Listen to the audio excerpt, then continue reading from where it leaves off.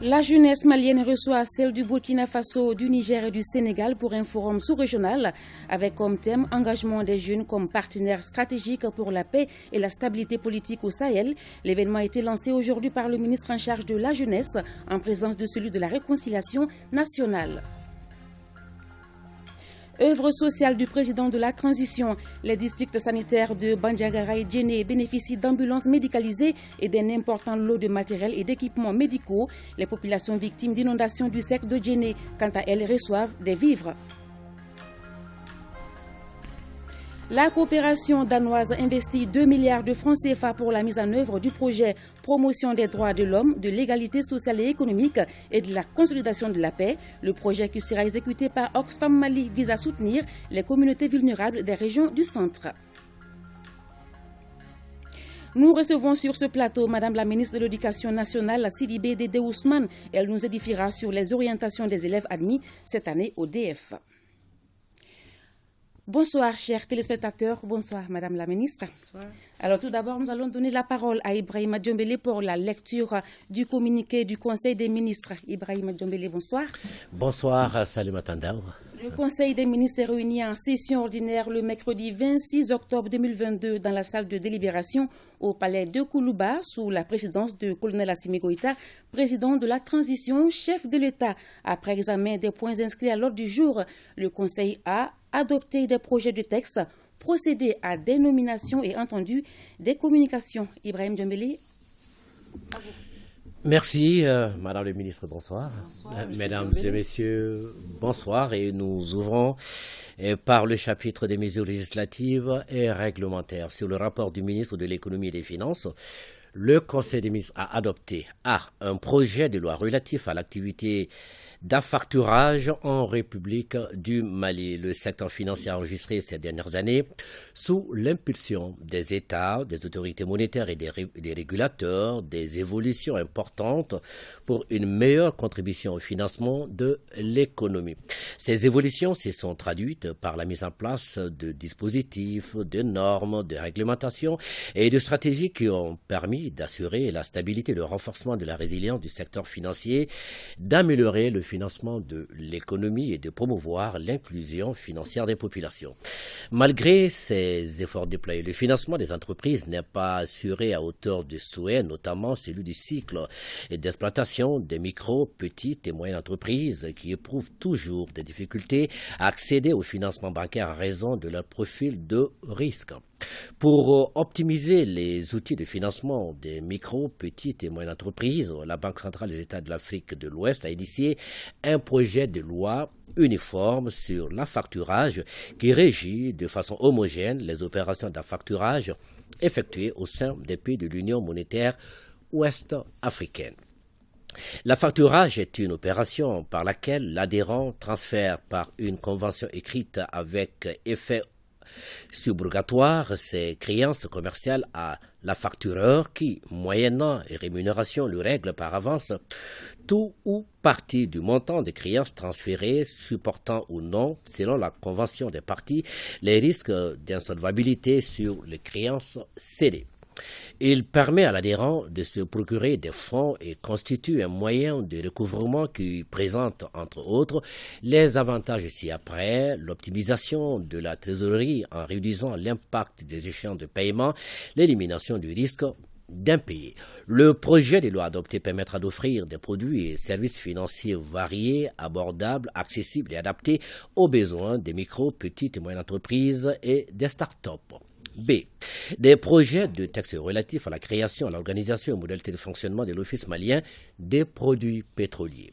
Le Mali est l'un des premiers pays en Afrique subsaharienne à s'engager dans la voie de la libéralisation du sous-secteur des produits pétroliers.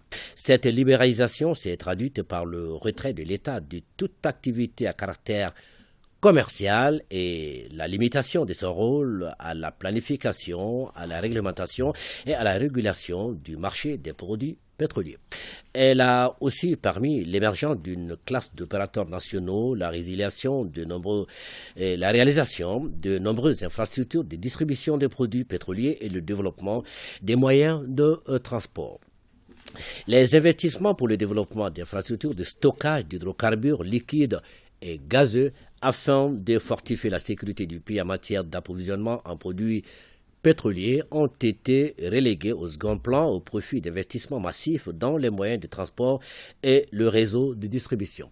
Ces facteurs qui ont mis en exergue la précarité du système d'approvisionnement du pays ont été fortement ressentis suite aux crises qui ont secoué la sous-région et le monde ces dernières années. Le gouvernement est intervenu à plusieurs reprises pour éviter la rupture des approvisionnements et à contenir la flambée des prix à la consommation en renonçant à d'importantes ressources fiscales. Pour pallier cette situation et mettre le pays à l'abri des risques de pénurie de produits pétroliers, les projets de textes adoptés créés sous forme d'établissements publics à caractère industriel et commercial l'Office malien des produits pétroliers en remplacement de l'Office national des produits pétroliers en vue d'assurer la sécurité et la continuité de l'approvisionnement du pays en produits pétroliers.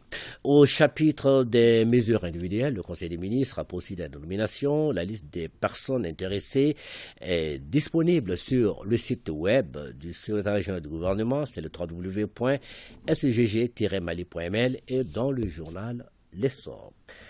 Au chapitre des communications, sur le rapport du ministre de l'Artisanat, de la culture, de l'industrie hôtelière et du tourisme, le Conseil des ministres a pris acte de la célébration de la Journée nationale de légitimité traditionnelle, première édition 2022.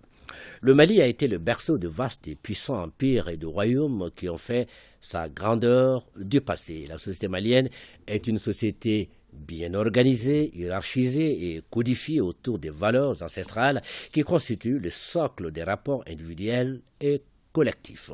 Les institutions traditionnelles avaient un rôle de structuration et de régulation de l'ordre social. Elles ont permis de maintenir les liens socioculturels, de prévenir et de gérer les conflits intra- et intercommunautaires, d'assurer durablement le vivre ensemble entre des populations diverses aux coutumes variées et de favoriser l'intégration des différentes communautés sur la base des complémentarités érigées en véritables valeurs de société. Ces institutions traditionnelles qu'il est convenu de désigner sous l'appellation légitimité traditionnelle sont des maillons essentiels dans la société malienne et sont incontournables dans la conduite de la réconciliation nationale et à la régulation sociale.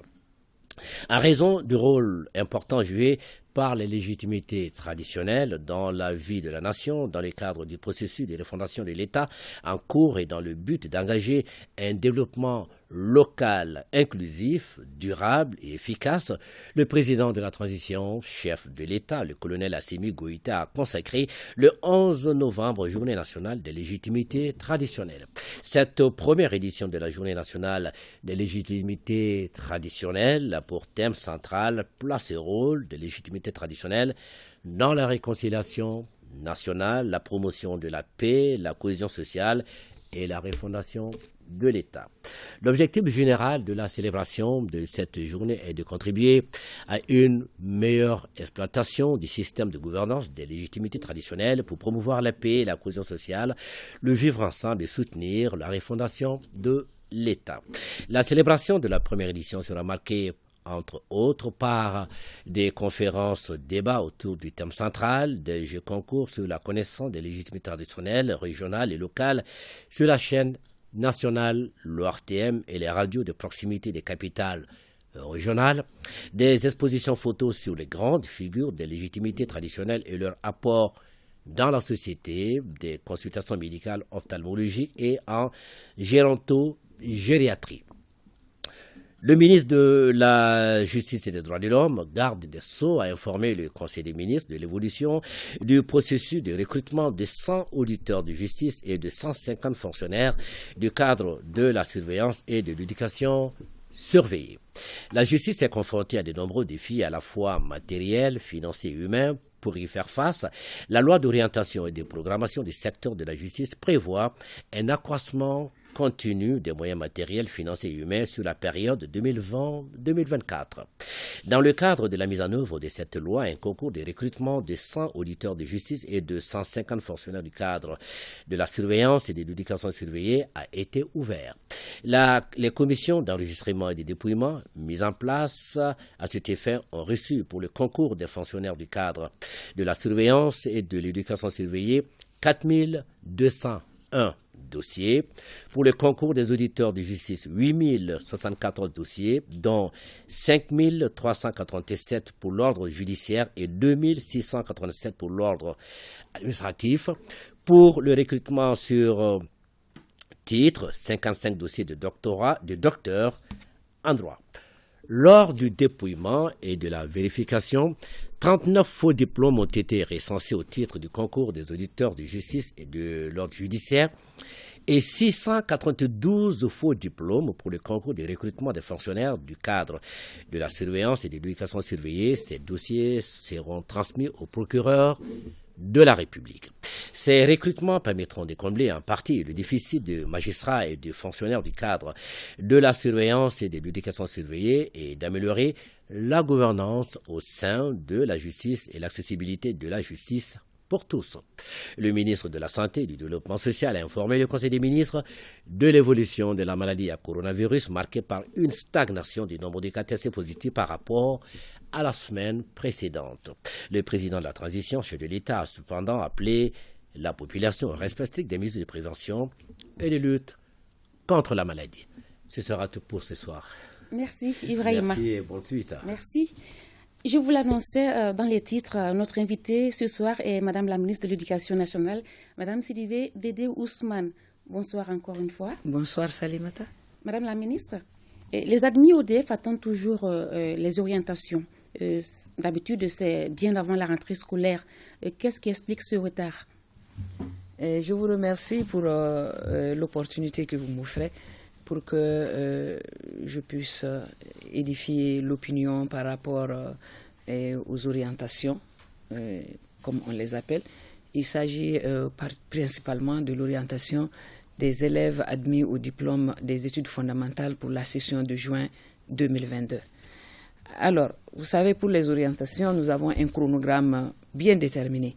Ce chronogramme qui est étalé sur 2 étapes. D'abord, il y a le processus des tenues des comités régionaux qu'on appelle CRO dans les académies et la tenue du comité national qu'on appelle CNO.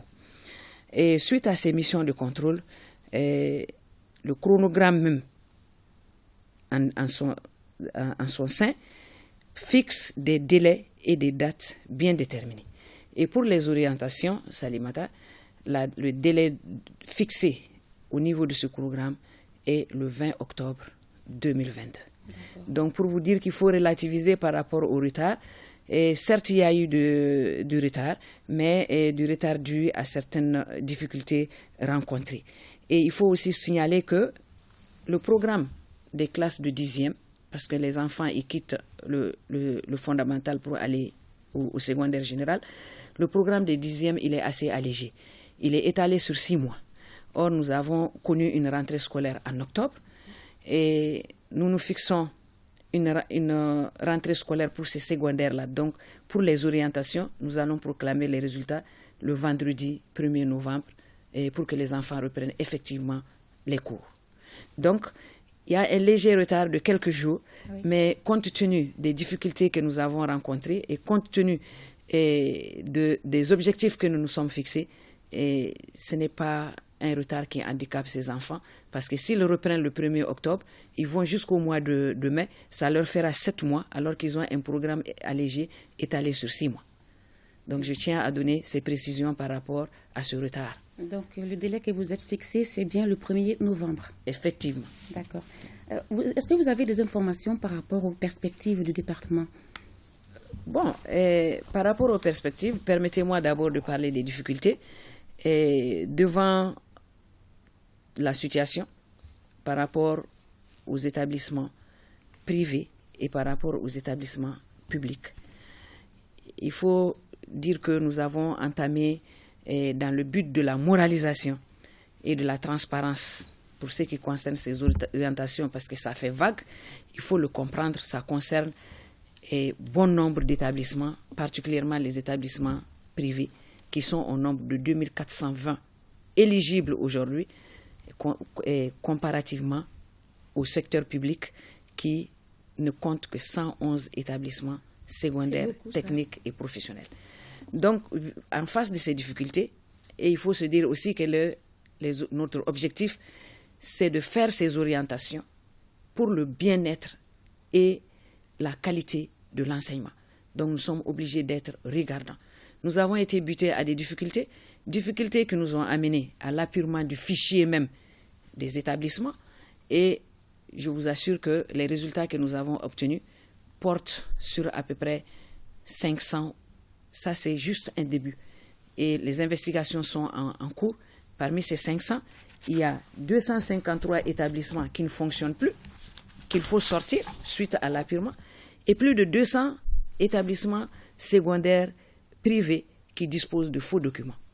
Donc, l'appurement nous a amenés à prendre des dispositions pratiques pour retirer tous ces établissements et pouvoir redéployer les élèves qui sont dans les établissements qui ne fonctionnent pas du tout. D'accord. Et donc, on retient en ce moment que le 1er novembre, il y aura les orientations et que ce petit retard ne va pas, en tout cas, impacter de façon... Absolument pas. Ce petit retard ne va pas affecter du tout l'année scolaire pour les 6e, les 10e plutôt, qui vont d'ailleurs très tôt en vacances parce que pour faire la place à leurs aînés qui sont dans les classes d'examen. Et le programme est conçu de telle sorte, que ce soit dans le privé ou le public, et le programme est allégé de telle sorte que les 6 mois suffiront. Or là, nous allons aller même à 7 mois. D'accord. Et ensuite, il convient de rappeler qu'à ce niveau, surtout par rapport aux établissements de l'État public, qui sont en nombre assez insignifiant, il y a beaucoup d'efforts qui sont consentis à ce niveau. Donc, il faut mettre l'accent sur les efforts que l'État déploie pour remédier à ce déficit, pour ne pas dire à l'absence totale de ce dernier en termes d'investissement dans le domaine des infrastructures scolaires. Nous avons des objectifs que nous comptons atteindre. C'est le lieu d'ailleurs de remercier les hautes autorités de la transition, particulièrement le président de la transition, chef de l'État, qui en a fait une priorité et a instruit d'ailleurs au ministre des Finances, lors de l'Assemblée générale du Fonds monétaire international et de la Banque mondiale, de chercher les ressources nécessaires pour pouvoir réaliser pas moins de 4000 salles de classe. Et dans ces 4000 salles de classe, il y a 200 établissements secondaires, généraux, techniques et professionnels qui sont programmés. Donc aujourd'hui, les discussions vont bon train et nous avons déjà avancé, d'après les informations que le ministre des Finances et de l'Économie nous a données, et avec le partenaire, la BEAD, qui vraiment est très avancé, et d'autres partenaires également, tels que la Banque mondiale, le Qatar, etc., pour que, enfin, l'État ait la même mise sur le système éducatif malien.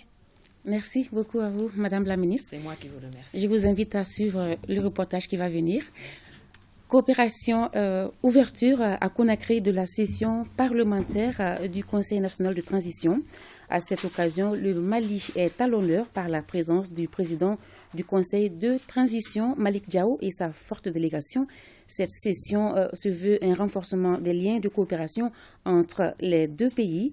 Le récit de nos envoyés spéciaux à Conakry, Tamsit Djabaté et Oumar Traoré. Alors, on me signale que cet élément n'est pas encore prêt. Nous allons parler de la coopération Mali-Sénégal. Le ministre Abdoulaye Diop a été reçu par le président Macky Sall en marge de la 8e édition du Forum international de Dakar sur la paix et la sécurité. Le ministre des Affaires étrangères et de la coopération internationale Abdoulaye Diop a été reçu ce lundi 24 octobre par le président. Et le ministre Diop était porteur des messages de fraternité et d'amitié de colonel Assimi Goïta, président de la transition. Ibrahim Traoré. Je suis là à l'invitation des autorités sénégalaises pour prendre part à la 8e édition du Forum international de Dakar sur la paix et la sécurité. En marge de cela, son Excellence le colonel Assimi Goïta, président de la transition du Mali et chef de l'État, m'a chargé de remettre un message à son frère, le président Macky Sall, président de la République du Sénégal, un message de fraternité, un message d'amitié, un message dans lequel il remercie le président Macky Sall d'avoir déjà fait il y a quelques semaines un déplacement à Bamako. Le remercie aussi pour son implication dans la résolution des difficultés du Mali au niveau de la région et avec les partenaires du Mali, et saluer l'approche qu'il a par rapport à l'intérêt qu'il porte au dossier du Mali. L'autre composante, c'est essentiellement des messages aussi liés au renforcement de l'intégration régionale et de la coopération, notamment dans le cadre de l'OMVS, où les deux pays, en rapport avec d'autres pays, sont impliqués dans ces programmes qui intéressent nos pays et dont l'avancée permettra d'améliorer significativement les conditions de vie de nos populations. Dans l'ensemble, c'est vraiment la volonté du président Goïta de continuer à œuvrer la main dans la main avec le Sénégal, pays ami et pays frère. Le ministre de la Jeunesse et des Sports, Moussa Atayer, accompagné du ministre en charge de la réconciliation nationale, colonel Ismaël Ouagé, a présidé la cérémonie d'ouverture du Forum sous-régional de la jeunesse avec comme thème « Engagement des jeunes comme partenaire stratégique pour la paix et la stabilité politique du Sahel », organisé par Gorée Institute en partenariat avec l'école de maintien de la paix à l'Unblondenbey de Bamako. Ce forum de 2 jours regroupe des jeunes du Burkina Faso, du Niger, du Sénégal et du Mali. Reportage Jules Sambou Sissoko. L'implication et la participation accrue des jeunes sont un atout majeur dans la prévention des conflits et la consolidation de la paix au Sahel, en proie à des défis complexes, notamment l'instabilité sociale et politique. Ce forum sous-régional engage les jeunes du Burkina Faso, du Niger, du Sénégal et du Mali comme partenaires stratégiques afin d'améliorer leur participation au processus de paix et politique. Le Gorée Institute, c'est une organisation panafricaine de la société civile qui a pour mission de contribuer à la mise en place de sociétés civiles paisibles, justes et autosuffisantes en Afrique de l'Ouest, en Afrique généralement, de renforcer le dialogue politique pour la résolution pacifique des conflits. Permettez-moi de saluer ici la collaboration dynamique entre l'école de maintien de la paix à l'Unblondenbey de Bamako et Gorée Institute. Partagent sur plusieurs points la même vision que notre prestigieuse institution. C'est tout cela qui explique notre forum, qui a pour objectif de fournir aux jeunes un cadre de dialogue, de réflexion, d'apprentissage, d'échange d'expériences et de bonnes pratiques. Au Mali, les autorités de la transition accordent une place de choix à la jeunesse pour l'édification d'une nation de paix réconciliée et stable. Cette thématique pertinente cadre parfaitement avec nos missions au ministère de la Réconciliation. Nous partons du principe que les conflits et les divergences doivent être réglés par des moyens pacifiques, tels que la médiation et l'inclusivité. Vous constituez plus de 70% de nos pays, donc des pays du Sahel. À ce titre, vous constituez une force qui doit dépasser les slogans de revendication et vous engager à prendre et à tenir votre destinée entre vos mains. La jeunesse constitue une des plus belles opportunités pour notre pays et pour le Sahel. Le forum rassemble 50 jeunes issus des organisations de la société civile, des partis politiques, des organisations internationales et des institutions gouvernementales. L'ONG Oxfam Mali vient de procéder à Bamako au lancement national du projet Promotion des droits de l'homme, de l'égalité sociale et économique et de la consolidation de la paix, financé à hauteur de 2 milliards de francs CFA par la coopération danoise. Ce projet vise à soutenir les communautés vulnérables des régions du Ségou et Mopti. Compte rendu Adama Djimde. Le projet Promotion des droits de l'homme, de l'égalité sociale, économique et de la consolidation de la paix cible 30 000 jeunes et femmes vulnérables des régions de Ségou et de Mopti. Il a une durée de 4 ans pour une enveloppe de 2 milliards de francs CFA mobilisée par la coopération danoise pour qui le développement exige le respect d'un certain nombre de normes. On ne peut pas avoir la prospérité si on n'a pas de droits de l'homme. On ne peut pas avoir la prospérité économique si on n'a pas la gouvernance qui fonctionne. Et c'est pour cela qu'un projet comme ça c'est si important. Pour nous, en tant que Danemark, nous restons Et nous resterons un partenaire avec les Maliens et les Maliennes dans cette phase difficile du pays.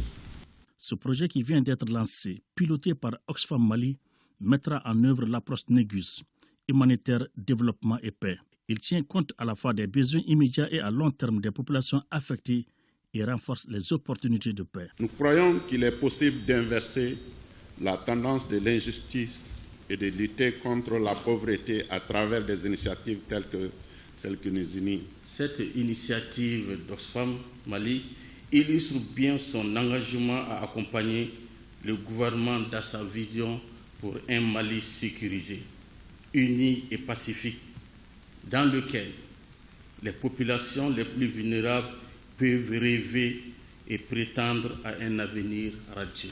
Cette initiative d'Oxfam contribue au renforcement des priorités du cadre stratégique pour la relance économique et le développement du Mali. 2 ambulances médicalisées flambant neuves pour les districts sanitaires de Badiangara et Djéné et un important lot de matériel et équipements médicaux, 150 tonnes de riz, des pâtes alimentaires, des lots, des kits scolaires et un groupe motopompe pour les populations victimes d'inondations du cercle de Djéné. Le geste de solidarité se situe dans le cadre des œuvres sociales du président de la transition, chef de l'État, le colonel Assimi Goïta. La correspondance de Daouda Diakité et Souleymane Tepsougué.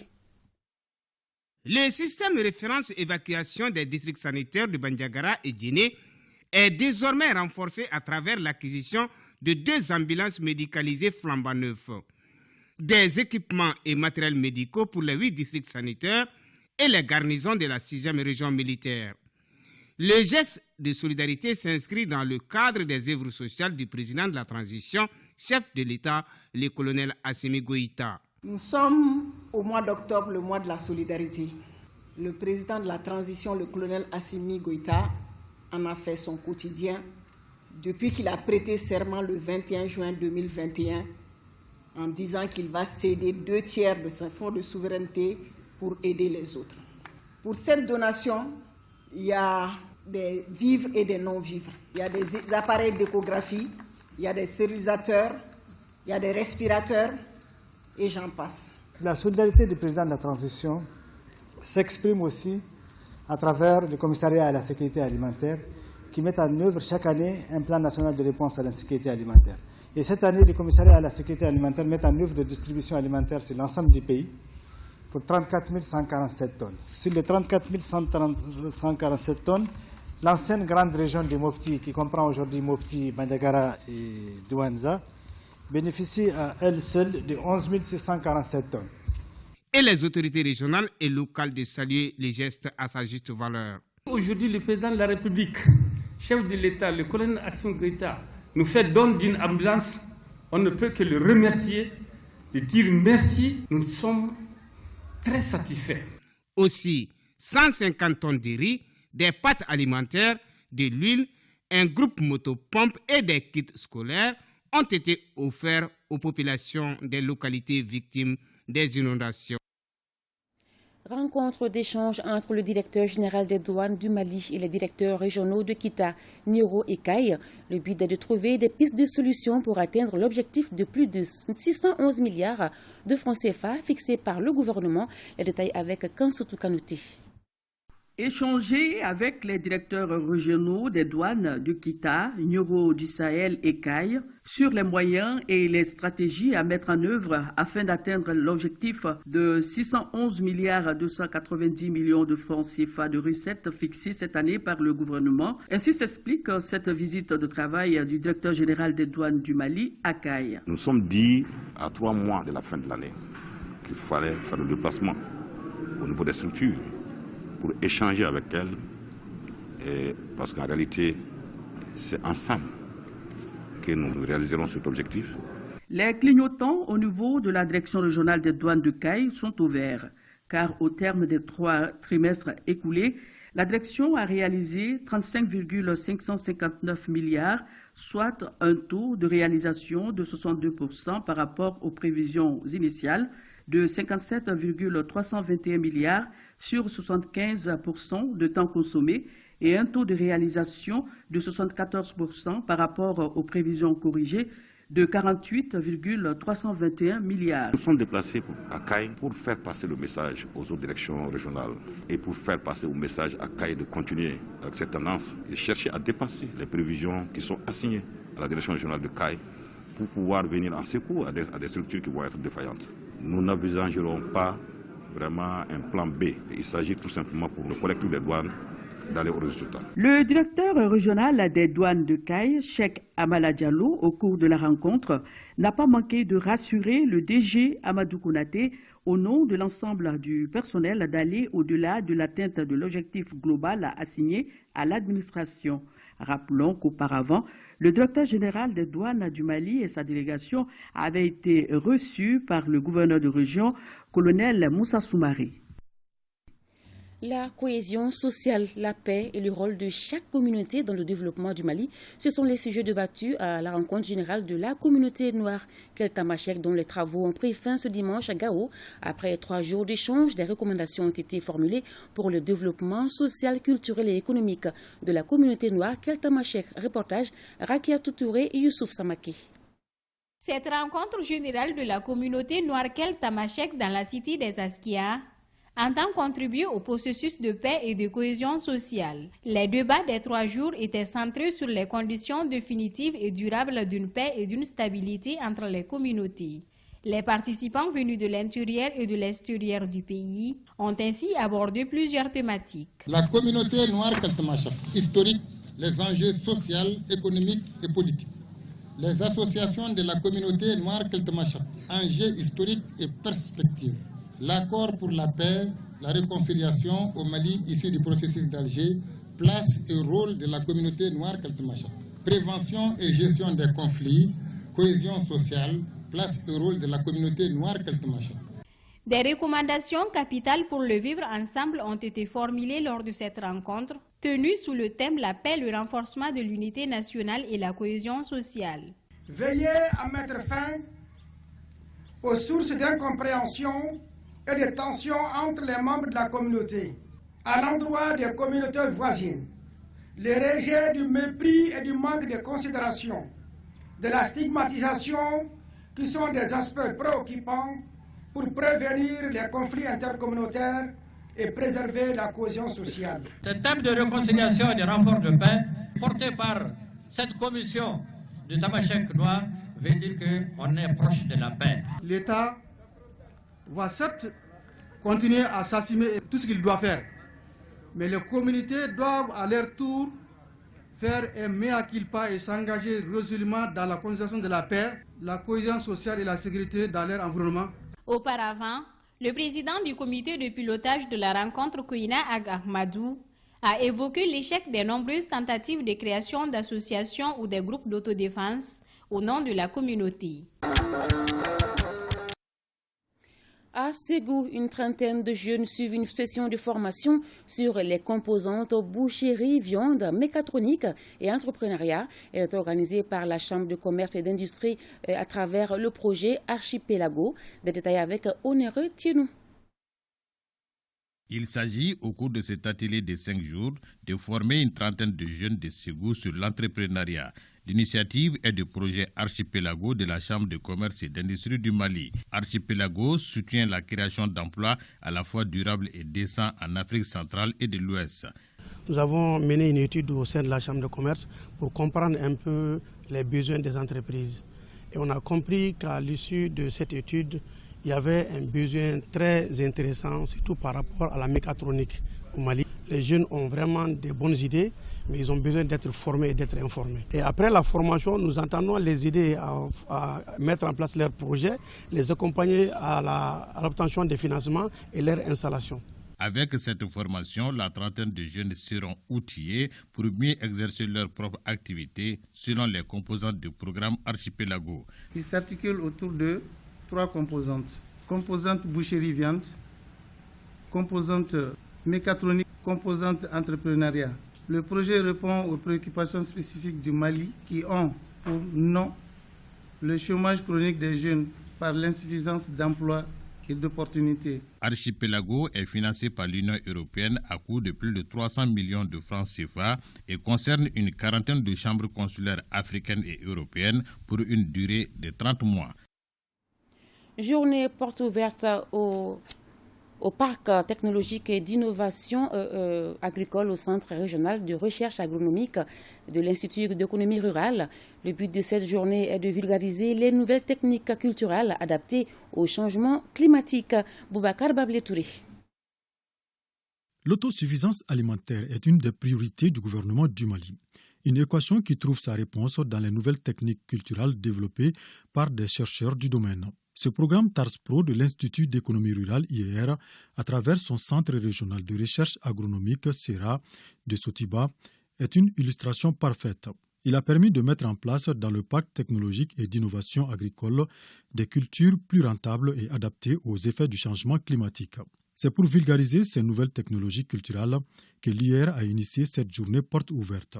Le programme TARS Pro a été élaboré pour déployer auprès des exploitations agricoles familiales les innombrables technologies, innovations et savoirs mis au point par la recherche agricole en vue d'une meilleure résilience des systèmes de production, tout en les permettant de s'adapter aux variabilités et changements climatiques, mais également d'atténuer les conséquences des gaz à effet de serre sur l'environnement physique et humain.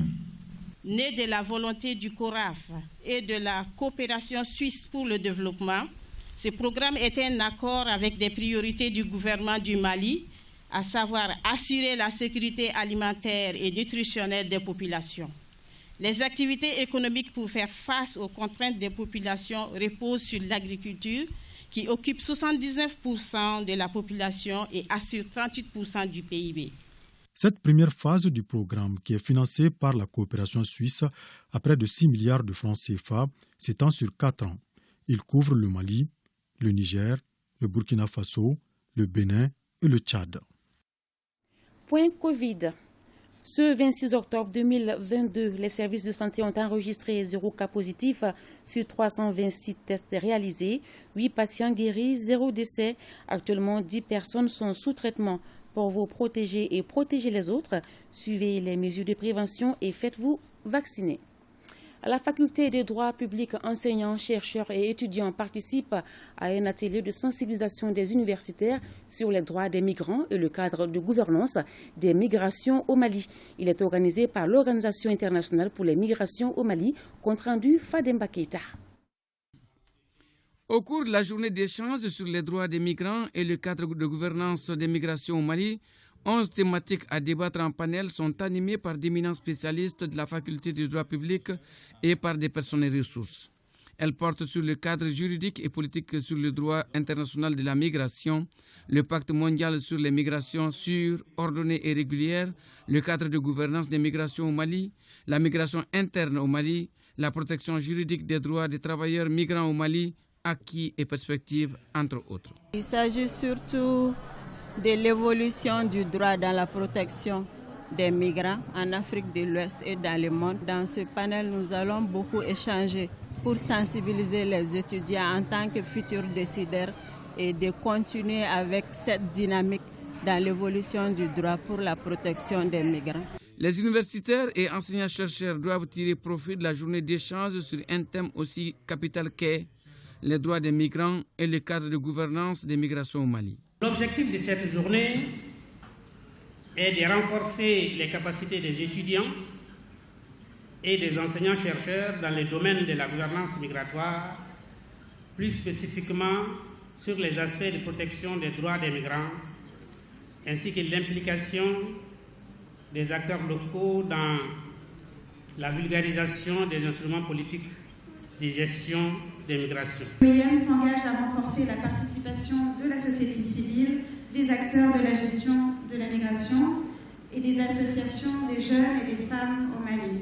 C'est dans ce cadre qu'une des activités clés de ce projet repose sur l'organisation d'ateliers de sensibilisation sur les droits des migrants, le cadre de gouvernance de migration, qui est destiné aux jeunes universitaires qui sont les décideurs de demain.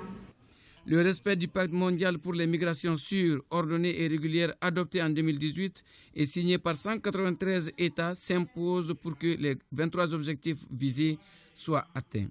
Objectifs qui vont de la protection des migrants à la migration régulière pour le développement, j'en passe.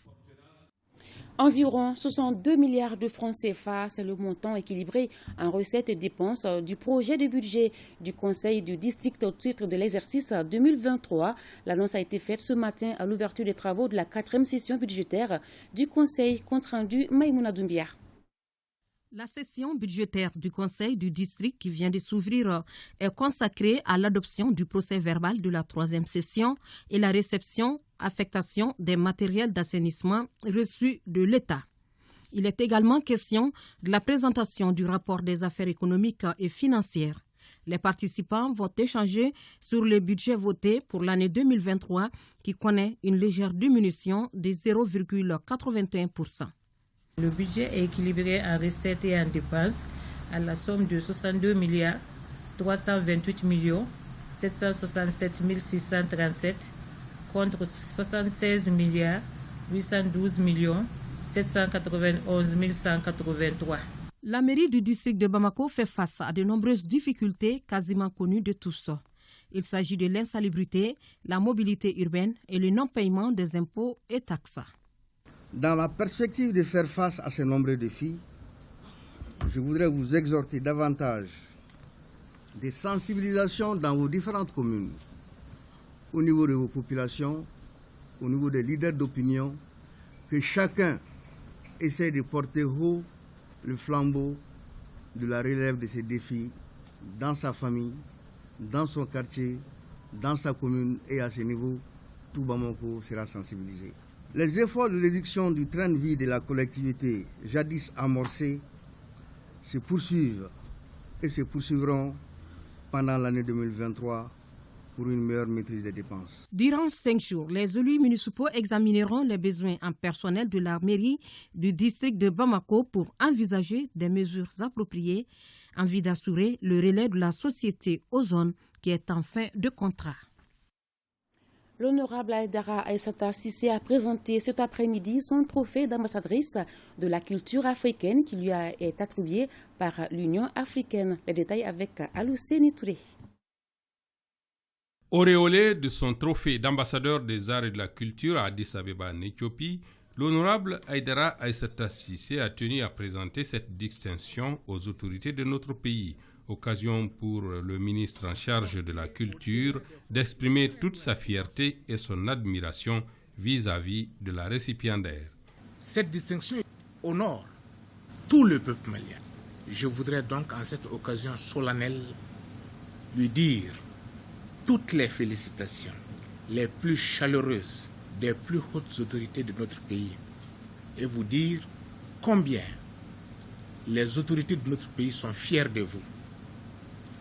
Fiers du combat que vous menez, tant à l'intérieur du pays qu'au-delà de nos frontières. Sans exagérer, je voudrais vous dire que vous êtes une étoile pour la nation malienne. Quant à la récipiendaire, elle a réaffirmé sa détermination à faire entendre la voix de l'Afrique, car, dira-t-elle, la culture peut aider à résoudre plusieurs difficultés. Le département, à travers le ministre, attend beaucoup de moi par rapport à mes nouvelles missions. Et surtout, j'ai été émerveillée par les félicitations des hautes autorités à travers le ministre de la Culture. Parce qu'on a beau été publicité par l'extérieur, si chez soi même on n'est pas reconnu, je crois que ça ne sert à rien. Et je crois que malgré les problèmes que le Mali a connus, avec les sanctions injustes qui nous ont frappés à peu près 8 mois. Je crois que malgré tout cela, avec cette distinction, on pourra sortir la tête de l'eau à travers la culture. Le Mali s'est retrouvé dans des sanctions injustes et injustifiées par d'autres Africains. Donc ça, c'est vraiment triste. Donc il faudrait que dorénavant, des choses comme ça n'arrivent pas et qu'on sente la solidarité des autres pays J'étais accompagné d'artistes et d'artisans. Il y a d'autres pays aussi qui avaient des artistes, qui avaient des artisans. Mais vraiment, ce n'est pas parce que je suis malienne, mais vraiment le Mali a été le pays qui a été le plus efficace, qui a été le plus applaudi. En attendant d'autres présentations du trophée d'ambassadrice des arts et de la culture, Aïdara Aïssata Cissé est déjà dans l'action. Elle compte prochainement se rendre hors de nos frontières pour déjà baliser le terrain de la diplomatie culturelle. Cérémonie de lancement de Bank to Wallet, un service de transfert d'argent mis en place par Sama Money et la Banque sahélo-saharienne pour l'investissement et le commerce. Bemba Sibi nous donne les détails. Faciliter les transactions financières, c'est l'objectif visé par Sama Money et la Banque sahélo-saharienne pour l'investissement et le commerce à travers la signature d'une convention de partenariat. Avec BICIC Sama Money, la BICIC Mali élargit sa gamme de services à la clientèle dans l'objectif de toujours mieux les servir et être encore plus proche d'eux en intégrant le téléphone qui est aujourd'hui une commodité vulgarisée et indispensable dans notre quotidien. Les deux structures contribuent ainsi à l'inclusion financière tant voulue par les autorités financières. Le système Bank Wallet permet aux clients d'effectuer des opérations financières en tout temps. Ce partenariat permettra aux clients Sama Money et ceux de la BICIC de pouvoir rattacher leur compte Sama Money à leur compte BICIC. Avec ce produit, les clients peuvent donc transférer de l'argent depuis leur compte BICIC vers leur compte Sama Money ou l'inverse, c'est-à-dire du compte Sama Money vers le compte BICIC. Cela également sera le cas pour nos distributeurs, nos partenaires distributeurs qui sont les masters et les supermasters. Le coût du service est de 100 francs CFA pour les transactions banque Sama Money. À l'inverse, c'est le tarif de Sama Money qui s'applique, à savoir 0,5%. En 2 ans d'existence, Sama Money a 1 million d'utilisateurs pour 30 milliards de francs CFA de transactions financières par mois. Le ministre de la Sécurité et de la Protection civile, le général de brigade Daoud Ali Mohamedine, a présidé le lundi dernier une cérémonie de remise de véhicules GRU destinés au groupement de la sécurité routière à travers la Direction générale de la police nationale. Ces véhicules sont entièrement financés par le budget national. Mamadou Fane. Je pense qu'aujourd'hui, on a besoin des GRU de ce genre pour un peu décongestionner la ville de Bamako. Vous savez que la ville de Bamako grandit de tous les côtés, la population augmente et le constat est que les gens quittent de plus en plus les villes pour se retrouver à Bamako. Et aujourd'hui, selon les chiffres même du ministère de l'administration territoriale, Bamako a 4 millions d'habitants. Vous voyez un peu comment c'est grand. Et ce n'est pas que les ponts, ce n'est pas que les routes, il y a l'état des véhicules et il y a aussi pas mal de choses. Donc même si nous avions des véhicules, nous voyons que les véhicules rentrent, il n'y a pas de limitation d'âge d'importation jusque-là, ça va venir très prochainement. Et on a vraiment beaucoup de problèmes d'engorgement. Quand il y a un véhicule en panne sur un pont, c'est des problèmes. Quand il y a un accident sur les ponts, c'est des problèmes. Donc ça faisait partie des premières demandes, des demandes pressantes du commandant GSR depuis l'année dernière, qui avait souhaité avoir vraiment des grues au niveau des ponts, parce qu'une seule grue qui doit intervenir à tous les niveaux, au niveau des 3 ponts de Bamako qui sont distants l'un de l'autre, et ensuite au niveau de tous les ronds-points, c'est quasiment difficile. Donc nous avions fait en sorte d'avoir rapidement 3. Il y a 2 autres qui vont venir et qui seront destinés à d'autres endroits sensibles de la ville. Donc ces 3 grues sont destinées essentiellement aux 3 ponts. Ça veut dire quoi? C'est des grues qui seront prépositionnées de façon permanente au niveau des 3 ponts. Et demanderont au commandant GSR d'en faire bon usage et pour le bien-être de la population. Le directeur général des impôts informe le public en général et les contribuables soumis à l'obligation de versement d'acompte en particulier que la date limite de paiement du 3e acompte provisionnel au titre de l'année en cours est fixée au 30 novembre 2022. Par la même occasion, il est rappelé aux propriétaires de véhicules achetés après le 1er octobre 2022 et de véhicules usagés immatriculés après cette date que les vignettes automobiles ordinaires VO et les vignettes de la taxe sur les transports routiers TTR au demi-tarif sont disponibles. Coup défilé du commissariat de police de Moribabougou. Le commissaire divisionnaire Salim Sissé et ses hommes viennent de mettre le grappin sur 2 braqueurs de la région de Kaye. Il s'agit de Ali Diallo et Hama Alaï Kaya qui ont effectué des dizaines de braquages dans le cercle de Kenyeba. Suleiman Sidibé. Le braquage est désormais un ancien métier pour Ali Diallo et Hama Alaï Kaya, 2 bandits spécialisés qui viennent d'être arrêtés par le commissaire divisionnaire Salim Sissé et ses hommes du commissariat de Moribabougou. Ces 2 ont effectué une dizaine de braquages, dont celui de la Bank of Africa de Sadiola et le dernier en date au cours des festivités du Maouloudo 2022 entre Djidja et Wassangara dans le cercle de Kenyeba. Le 16 octobre 2022, aux environs de midi, notre brigade de recherche, en collaboration avec les gendarmes de la brigade territoriale de Fana, a procédé à l'interpellation dans les marchés de bétail de Konobougou d'un individu du nom de Ali Diallo. Il était activement recherché par plusieurs unités d'enquête, en ce sens qu'il était impliqué dans de multiples braquages avec des armes de guerre. Conduit dans notre unité et interrogé, il a reconnu sans détour avoir participé à une dizaine d'opérations de braquage. Dans le partage du butin, chaque assaillant a reçu un montant de 2 millions de francs CFA, plus de quantités importantes d'or. Après ces forfaits, ils ont mis les armes et leurs munitions dans un sac qu'ils ont confié à un de leurs complices du nom de Hama Alaï Kaya. Parallèlement à cette découverte, les perquisitions domiciliaires aussi ont permis de saisir des fusils de chasse, 3 coupes, un couteau, un gourdin, 1 million de francs CFA et 7 grammes d'or. Le maire de Moribabougou salue le professionnalisme du commissaire Sissé et ses hommes. Le sort de Ali Diallo et Hama Alaï est désormais au tribunal de la commune 1, en attendant que les 2 autres complices soient retrouvés par la police et les autres forces de défense et de sécurité.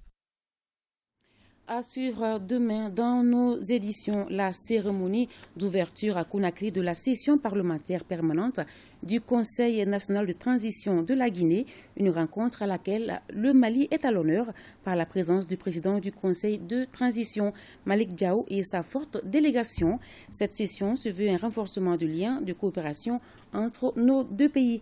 Nos envoyés spéciaux à Conakry, Tamsir Diabaté et Omar Traoré, nous donneront plus de détails.